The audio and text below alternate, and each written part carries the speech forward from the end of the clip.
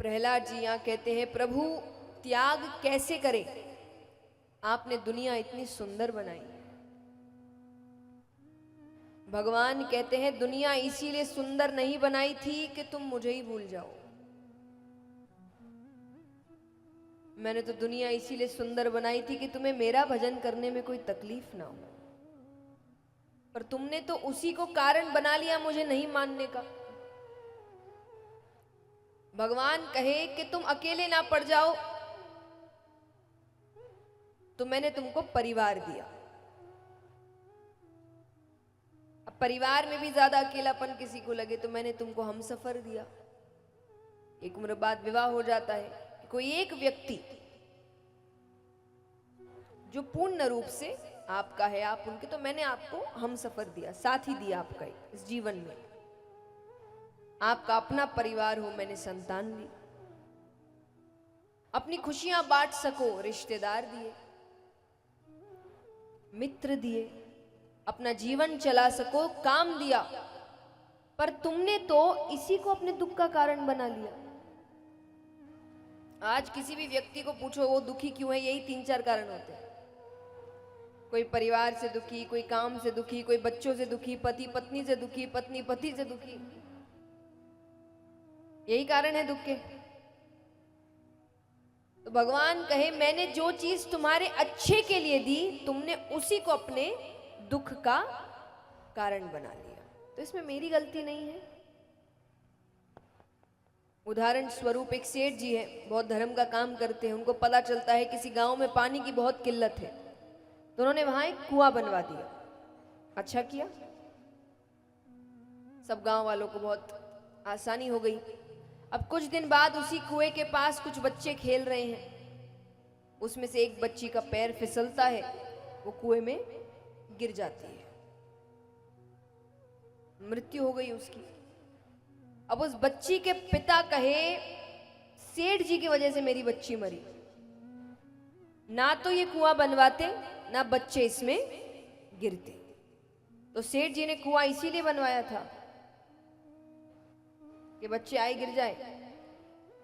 हमारी गलती है, हमने बच्चों को कुएं के पास जाने दिया। तो ये संसार एक कुएं की तरह है। कुएं से पानी कैसे निकालते हैं बताओ? अंदर जाके रस्सी बांध के, रस्सी पे बाल्टी लगा के, बाहर खड़े रहकर बाल्टी से पानी खींचते हैं। तो संसार कुएं की तरह है। बाहर खड़े रहकर अपनी जरूरत की चीजें निकालते रहो। ज्यादा अंदर जाने की कोशिश करोगे डूब जाओगे, फिर बाहर आना मुश्किल है। अब यहां पर स्वर्ग और नरक का वर्णन आता है।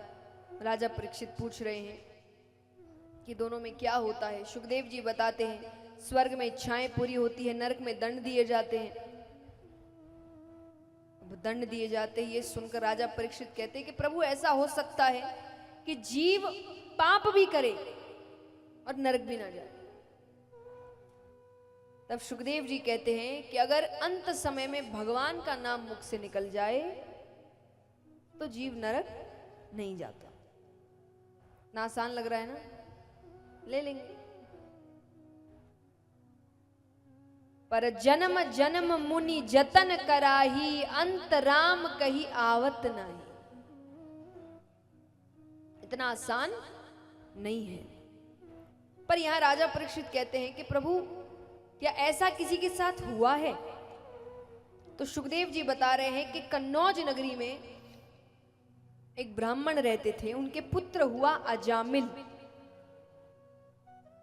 बचपन से अच्छी सीख दी गई है, बड़े होते हैं, एक बार रास्ते से निकल रहे हैं, एक व्यक्ति को एक गणिका के साथ संभोग करते हुए देख लिया। गणिका अच्छी लग गई, बुराई मन में प्रवेश कर गई। अब वो उसे अपने साथ लेकर आ गए। बुराई हमेशा नजरों से प्रवेश करती है। नजर बिगड़ी, मन बिगड़ा, मन बिगड़ा, स्वभाव बिगड़ा। स्वभाव बिगड़ा, चरित्र बिगड़ा, और जिसका चरित्र बिगड़ गया उसका तो जीवन ही बिगड़ गया। तो उनकी नजरें बिगड़ गई। अब यहाँ पिता की मृत्यु हो गई, अब पूरी आजादी। अब एक अवगुण आए तो बाकी अवगुणों को वो बुला ही लेती है। अब धीरे धीरे सारे अवगुण आने लगे। अब चोरी करना, डकैती करना, जुआ खेलना, नशा करना, सब काम करता वो। अब यहां पर एक बार एक संत तपस्या करके उठते हैं। अब उनको रात गुजारनी है, लेकिन किसी ब्राह्मण के घर पर। वो गांव वालों से पूछते हैं कि यहाँ किसी ब्राह्मण का घर है क्या? गांव वालों ने कहा घर तो है, पर वो ब्राह्मण कहलाने लायक नहीं है। उन्होंने कहा मुझे तो रात बितानी है बस। ठीक है, उससे कहा गया। अब उसने चोरी डकैती करके घर तो बड़ा खड़ा कर लिया था, एक कमरा दे दिया। अब रात में ऋषि ने सब कुछ समझ लिया कि कौन है, कैसे हुआ, क्या हुआ। सुबह जाने लग रहे तो उन्होंने कहा तुमने मेरी सहायता करी, कुछ वरदान में मांगना है तो मांगो। वो कहे सब है मेरे पास, कुछ नहीं चाहिए मुझे। तो बोले फिर मेरा एक और काम करोगे? बोले क्या? बोले तुम्हारी पत्नी अभी गर्भवती है, तुम्हें संतान होने वाली है। बोले उससे पहले भी उसे संतानें थी। तो उसने कहा तुम्हें एक और संतान होने वाली है? बोले हाँ होने वाली है। तो बोले तुम्हें पुत्र होने वाला है। बोले आपको कैसे पता? बोले मुझे पता है, और अगर मेरी बात सच साबित हुई तो तुम अपने बेटे का नाम नारायण रखना। क्या रखना? उसने कहा अगर पुत्र हुआ तो मैं नाम नारायण रखूंगा। अब वो तो चले गए। कुछ समय बाद जब संतान हुई तो उसे पुत्र ही हुआ, तो उसने अपने बेटे का नाम नारायण रखा। अब क्योंकि घर का सबसे छोटा बच्चा है तो मोह ज्यादा है। अब दिन भर उसके मुख में केवल एक ही नाम, नारायण इधर आना, नारायण कहाँ गया, नारायण को खिलाना, नारायण को घुमाना, नारायण को बिठाना, नारायण नारायण, दिन भर नारायण।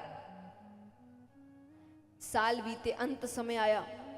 अब यम के दूत लेने आए, उसे खींच कर ले जाने लगे कि डर के मारे वो जोर से चिल्लाता है नारायण मुझे बचाओ, नारायण मुझे बचाओ। भगवान तक आवाज जाती है। भगवान ने अपने पार्षदों से कहा देखो कौन बुला रहा है, उसकी सहायता करो। भगवान के पार्षदों को देखकर यम के दूत भाग गए। अब यमराज भगवान के पास आए कि आपके किसी भक्त का अंत समय होता है, मैं नहीं जाता, पर ऐसे पापी के लिए आपके पार्षद आए। भगवान कहते पापी हो पुण्य करने वाला हो, तुम्हें पता है जो अंत समय में मेरा नाम ले ले वो नरक। अरे यमराज कहे आपका नाम नहीं ले रहा था, वो अपने पुत्र नारायण का नाम ले रहा था। भगवान कहते पुत्र समझकर, पिता समझकर, मित्र समझकर, शत्रु समझकर, नाम तो मेरा ही ले रहा था। बोलिए कृष्ण कन्हैया लाल की। देखिए ये सब ना भगवान के तरीके हैं आपको अपने करीब लाने के। जैसे कहता है कि माँ बाप, कई बार उनके घर में छोटा बच्चा है और माँ बाप बाहर की चीजों झंझट से आते हैं तो वो गुस्सा बच्चे पर उतर जाता है। अब छोटा बच्चा नादान है तो आपसे डर जाता है, आप डांट दिया चिल्लो डर जाता है, आपके पास नहीं आता। आप उसको अपने पास कैसे लाते हैं?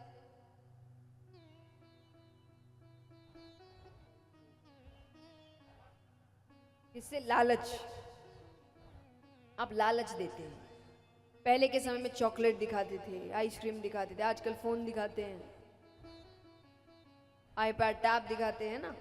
ये देखकर बच्चा आपके यानी लालच देते हैं, वो लालच से आपके पास आता है। जब कई बार हमारे जीवन में दुख संकट आ जाते हैं, हम भगवान से दूर हो जाते, डर जाते हैं, तब भगवान हमें लालच देते हैं। अब देखिए सांसारिक लालच भगवान दे नहीं सकते, मतलब दे तो सकते हैं पर देकर फायदा नहीं है, क्योंकि व्यक्ति तो काम कर ही रहा है।